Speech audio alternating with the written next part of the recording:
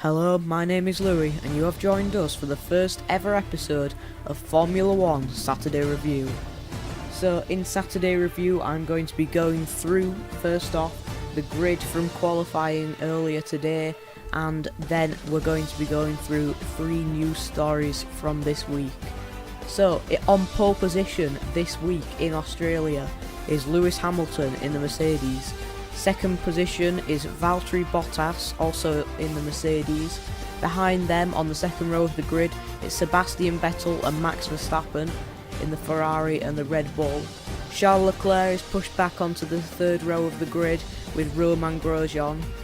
Kevin Magnussen and Lando Norris behind them in the Haas and the McLaren after a surprisingly good qualifying from Lando in his debut race.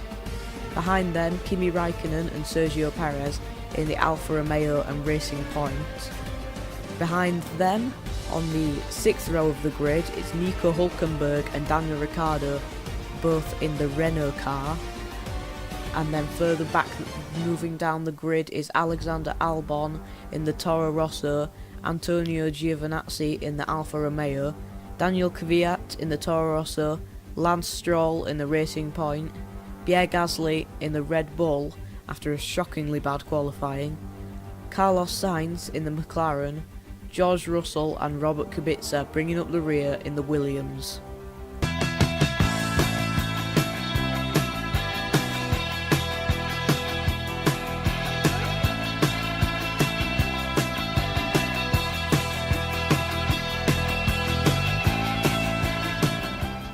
In a surprising turn of events, Lando Norris made it to 8th position on the grid at the Australian Grand Prix qualifying.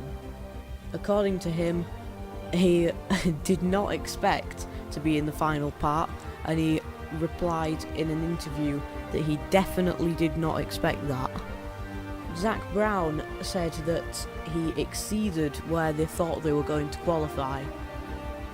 Lando's teammate Carlos Sainz Jr. was knocked out of the opening phase of qualifying and is starting from 18th on the grid because he was caught up in an accident with Robert Kubica when he had a spin in Q1.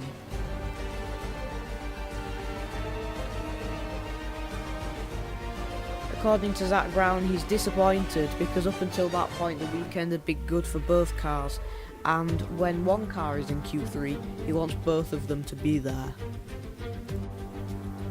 Continuing with an article about McLaren, they are not using Petrobras fuel for the start of the 2019 Formula 1 season.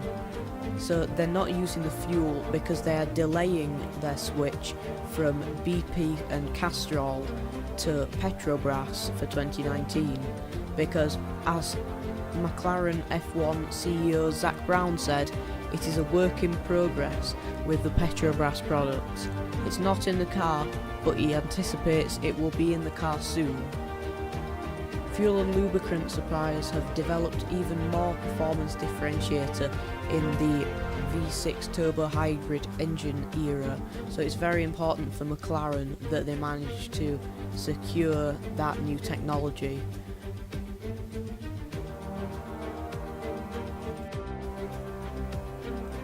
According to George Russell, Williams have found and identified a fundamental issue with their Formula 1 car.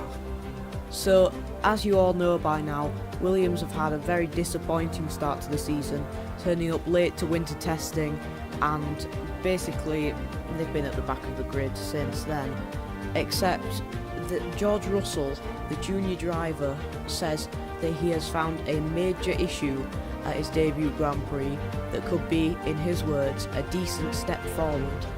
He says he's been instructed to not discuss it publicly and he understands what it is, but however it won't be sorted as soon as possible because the Williams team engineers are currently working on it.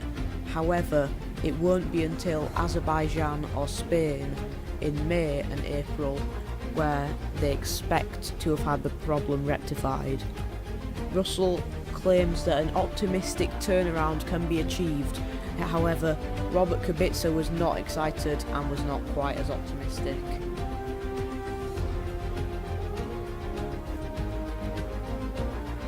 for our final news story of the day. Further back this week, it was announced that from Sunday, the fastest lap would be awarded 1 point for the Constructors' Championship and the Drivers' Championship as well. So the fastest lap has been an award in Formula 1 for a while.